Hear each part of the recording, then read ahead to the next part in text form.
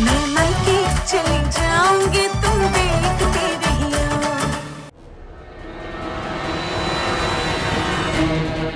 मुझे हराओगे? सत्या देवी को हराओगे?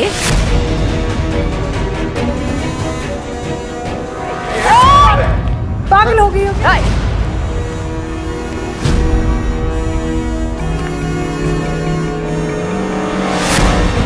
मुझे हराएगी?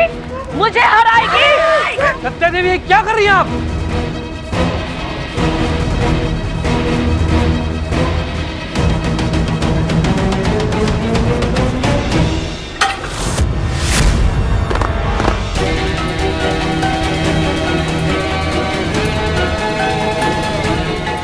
Order order order!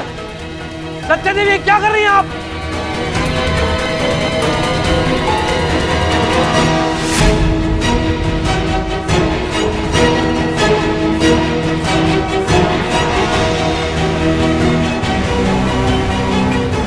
Satya Devi क्या कर रही हैं? Order order order! रुक जाइए!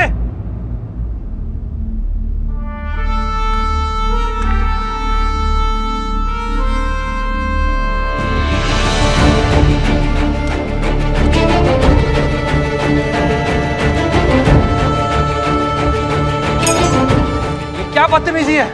Sorry my Lord. My Lord,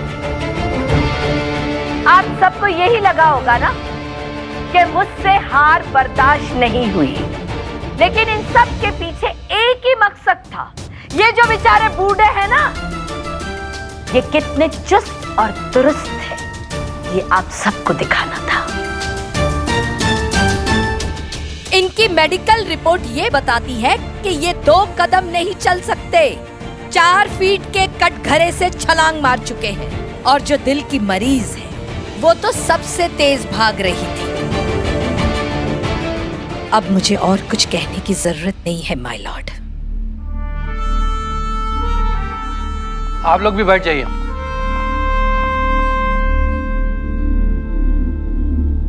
Satya देवी बिल्कुल सही कह रही हैं।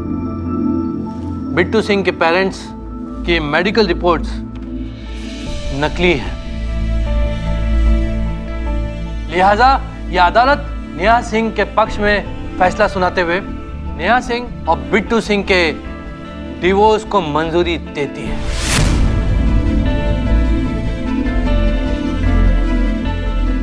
और बिट्टू सिंह के मां बाप को 3 महीने की कैद बामुशक्कत का हुक्म देती है।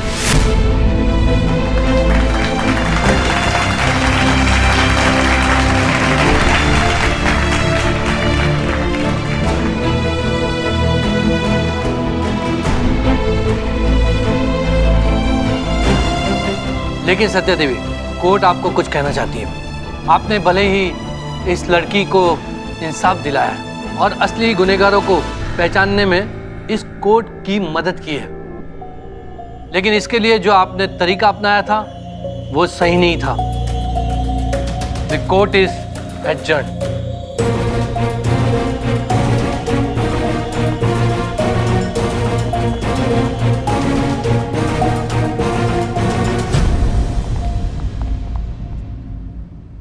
हैप्पी धनतेरस। हैप्पी धनतेरस। आपको नमस्ते नमस्ते। ये हमारी तरफ से एक छोटी सी भेंट। माँ, पापा, कैसी है बेटा? मैं बिल्कुल ठीक हूँ, आप कैसे हो? मैं भी ठीक हूँ। पापा, मेरा बच्चा।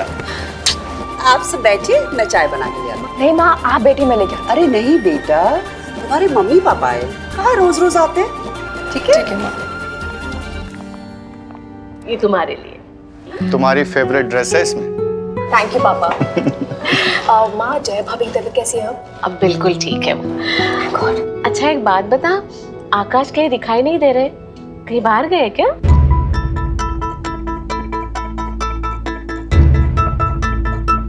क्या बात है बेटा? माँ, कभी कभी मन बहुत उदास हो जाता है। इनकी इतनी मीटिंग्स होती हैं कि इनके पास वक्त ही नहीं है मेरे लिए। तीज पे भी नहीं थे, आज भी नहीं है। बेटा बस इतनी सी बात पर तू नाराज हो गई? तुझे पता है जब हमारी नई नई शादी हुई थी तब तुम्हारे पापा भी ऐसे ही काम में बिजी रहते थे। सुबह जल्दी चले जाते थे, रात को देर से आते थे, लेकिन मैंने कभी भी किसी से शिकायत नहीं की, क्योंकि मुझे पता था कि तुम्हारे पापा परिवार की खुशियों के लिए सब कुछ कर रहे हैं। लेकिन देख माँ, बेटा, तू भी ये बात ध्यान में रखना, अपने पति का हर हाल में साथ निभाना, उनकी हिम्मत बनना। माँ बाप अपने बेटी के लिए अच्छा घर ढूंढ सकते हैं, अच्छा पति ढूंढ सकते हैं, लेकिन एक अच्छी पत्नी बनना और अच्छी बहू बनना बेटी के अपने हाथ में होता है।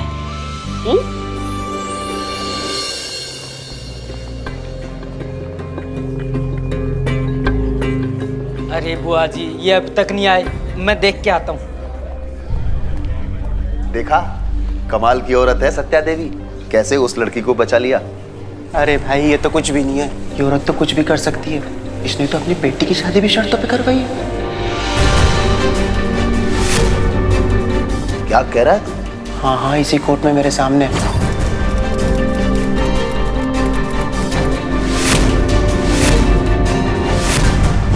मैंने आज तक कभी ऐसी शादी नहीं देखी जब किसी लड़की की माँ ने शर्तें बनवाई है लड़के की माँ से।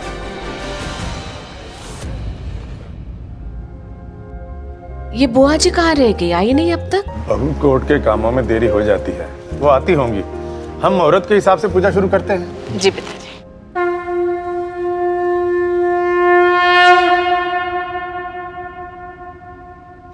मुझे उन सारी शर्तों के बारे में जानना है जो रमा सुराना और सत्या देवी शर्मा के बीच तय हुई थी।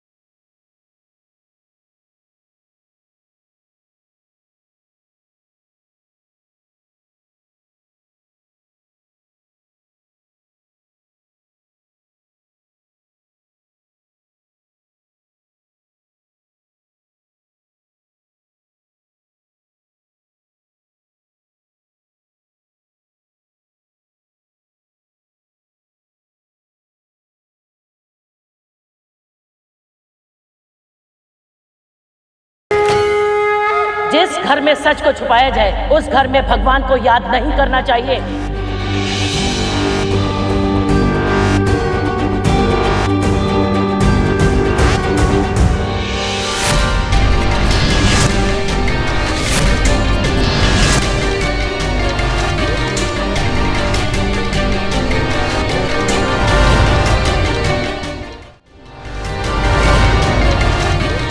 ये क्या बोल रही है तू कुंदन? बोलने की बारी तो अब रमा की है भैया, जो शर्तों पे रिश्ते जोड़ना सीख गई है।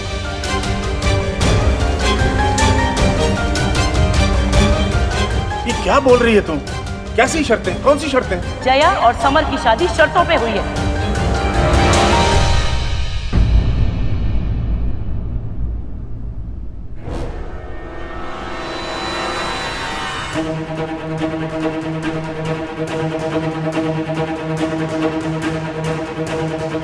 मैं चाहती हूँ कि ये बात सिर्फ हम दोनों के बीच ही रहे। जया और समर की शादी की बुनियाद प्यार और भरोसे की होनी चाहिए, इन शर्तों की नहीं। शर्तें? कैसी शर्तें? क्या बोल रहे हो आप? मतलब ये बेटा कि तेरी शादी के पहले जया की माँ ने तेरी माँ के आगे कुछ शर्तें रखी थी जो रमा ने स्वीकार करी थी, इसीलिए तेरी शादी जया के साथ हुई है। क्या? वरना जया की माँ इस शादी के लिए कभी भी तैयार नहीं होती।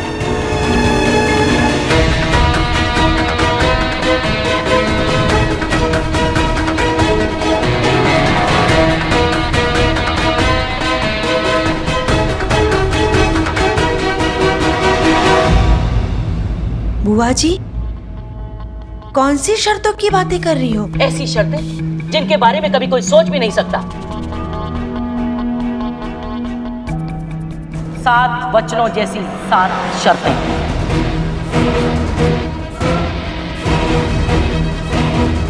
पहली शर्त, शादी के बाद जया अपनी माँ को कभी भी फोन कर सकती है और उससे मिलने मायके जा सकती है और उसके लिए उसे कोई रोक नहीं सकता।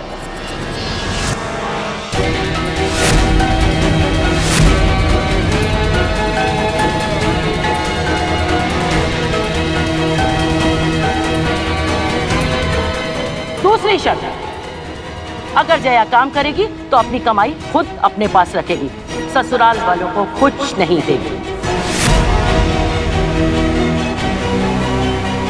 तीसरी शर्त, वो जब भी मां बनना चाहेगी तो अपनी मर्जी से बनेगी, फिर चाहे वो 1 साल, 4 साल या 10 साल बाद।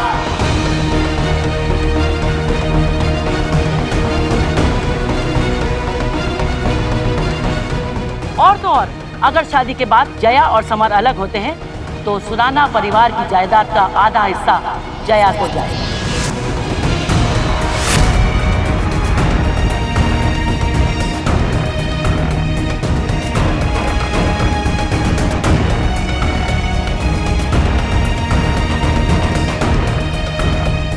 ये क्या बकवास है कुंदन? तुमसे किसने कहा? यकीन नहीं हो रहा ना? सबूत है मेरे पास, दिखाती हूँ।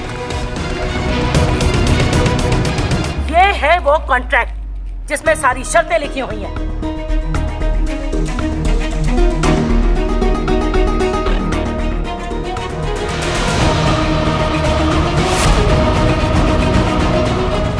मैंने तो जिस दिन जया की माँ को देखा था पहली बार, उसी दिन समझ गई थी कि जरूर कुछ गड़बड़ है, वरना किस माँ की हिम्मत है कि ससुराल वालों के बीच में इतनी दखलंदाजी कर सके।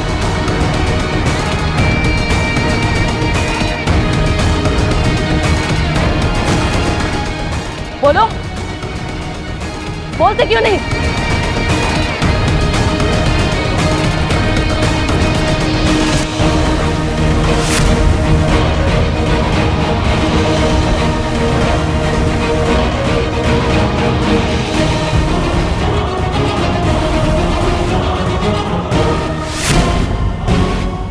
अरे कुंदन, ये तो जया और समर का मैरिज सर्टिफिकेट है।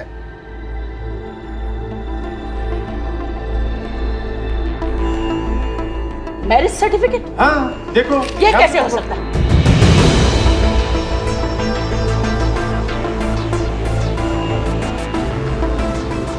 अरे मेरा चश्मा कहाँ है?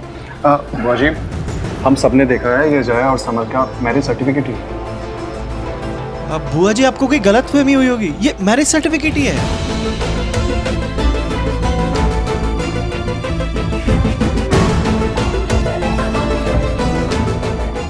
रमा, तुझे तो सब पता है ना? बोलती क्यों नहीं सबके सामने? अरे बता सबको।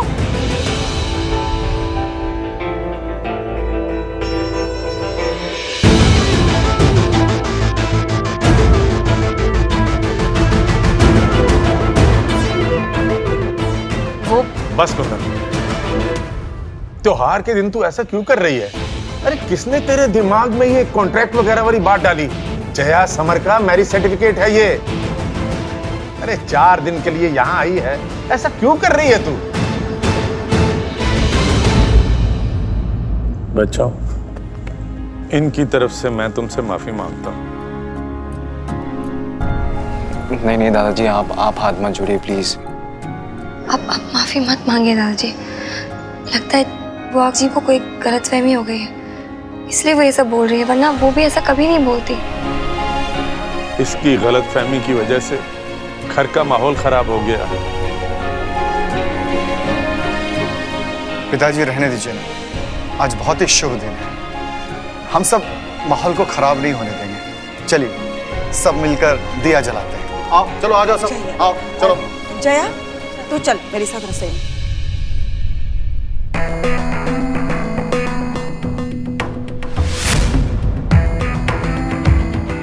बुआ जी,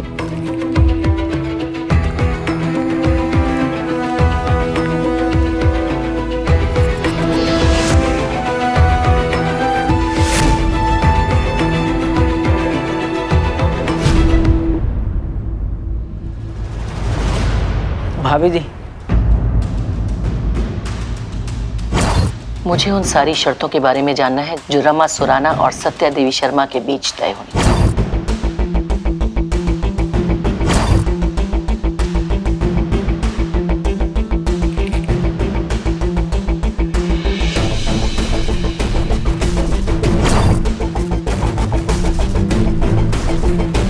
एक मेरे सर्टिफिकेट बनवाना है। किसका मैरिज सर्टिफिकेट? जय और समर सुराना का।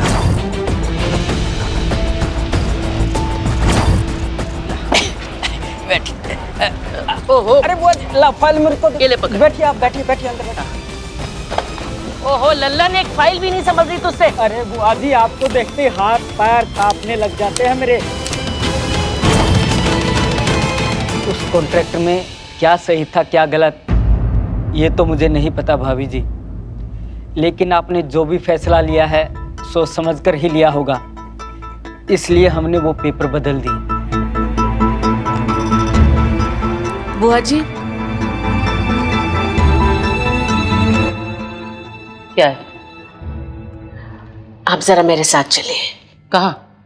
आपके सारे सवालों के जवाब देने के लिए। आप चलिए मेरे साथ, आइए।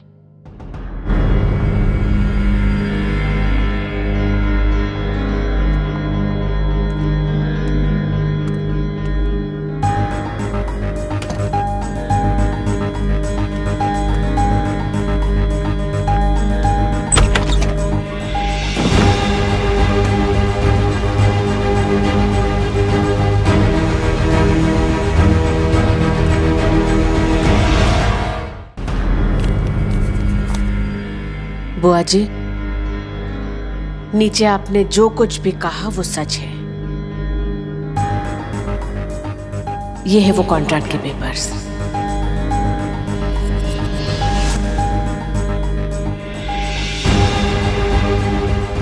जया और समर की शादी शर्तों पे हुई है।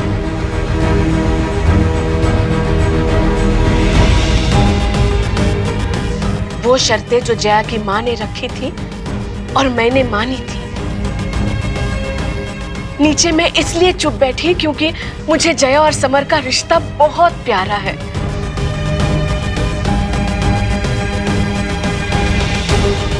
लेकिन आगे जाकर खुद से नजरें मिला पाऊं, इसलिए मैं आपसे सच नहीं छुपाऊंगी। आपको पूरा हक है कि आप नीचे जाकर सबको सच बताएं। मैं आपके साथ हूं, लेकिन मेरी बस एक बात सुन लीजिए कि आपकी रमा ने ये सारी शर्तें क्यों मानी। इस कॉन्ट्रैक्ट में 7 शर्तें हैं और मेरी 7 वजह है इन्हें मानने की। सबसे पहली वजह ये थी कि मेरे बेटे को जिंदगी में पहली बार प्यार हुआ था बुआ जी। दूसरी वजह ये थी कि जया अपनी माँ की जितनी अच्छी बेटी है उससे कई ज्यादा अच्छी वो इंसान है। तीसरी वजह ये थी कि मैंने जया की आंखों में एक ईमानदारी देखी, वो ईमानदारी जो रिश्ते जोड़ना जानती है। चौथी वजह ये थी कि मैं जया की माँ की मन से ये डर दूर करना चाहती थी कि दुनिया की सारी सासें गलत है। मैं उन्हें ये दिखाना चाहती थी कि सास भी माँ की जगह ले सकती है। बुआ जी, अगर आपको अभी लगता है कि इस शर्तों को मानकर मैंने गलती की है, या जया इस घर की बहू बनने के लायक नहीं है, या कभी उसने आपका अपमान किया है। आपके ऊपर हंसने के बारे में तो मैं सोच भी नहीं सकती। और अगर मेरी वजह से या मेरी मम्मा की वजह से आपको कोई भी दुख पहुंचा हो तो उसके लिए भी मुझे माफ कर दीजिए। या जया और समर का रिश्ता सिर्फ नाम के लिए है।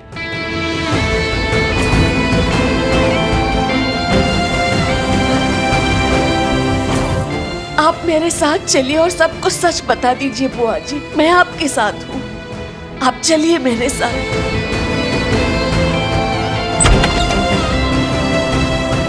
चलिए बुआ जी।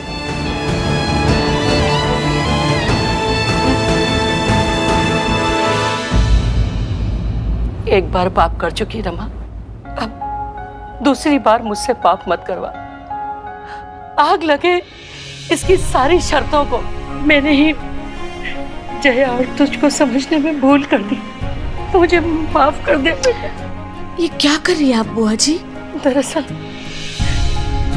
क्या करूं, मैंने अपनी सास को बहुत झेला है। मैं अपनी सास का गुस्सा उस पर निकालना चाहती थी। बेटा, अब मेरे भी जाने का टाइम आ गया है। ये आप कैसी बातें कर रही है बुआ जी? आपको तो दिवाली मना के जाना है।